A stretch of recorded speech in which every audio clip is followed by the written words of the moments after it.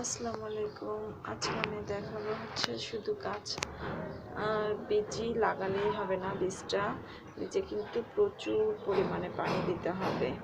এই যে এরকম সকালে দিবেন, আবার বিকেলেও দিবেন। যে পরিমাণ গাছে পানি দেওয়া হয় তার চেয়ে কিন্তু অনেক বেশি পরিমাণে বীজে পানি দিতে হবে বীজই লাগাইলে, কারণ স্থানটা একটু নরম থাকতে হবে। আর এই যে এখানে আমি হচ্ছে পুঁই শাক লাগিয়েছিলাম, পুঁই শাকের ফল হয়েছে মাশাআল্লাহ।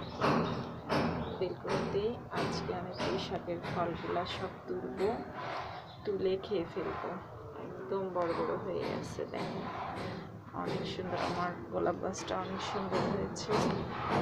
এই তো একটু বেশি পরিমাণে কিন্তু পানি দিতে হবে। পানি না দিলে কিন্তু গাছের যখন ছোট ছোট চারা উঠবে তখন কিন্তু মাটিটা নরম না থাকলে কিন্তু গাছ হবে না। তো আমার ভিডিওগুলো যদি ভালো লাগে, আমি অনেক কষ্ট করে ভিডিও বানাই, অবশ্যই করে সবাই একটা লাইক দিবেন এবং আমার চ্যানেলটা সাথেই থাকবেন। আজকের মতো এখানে টাটা।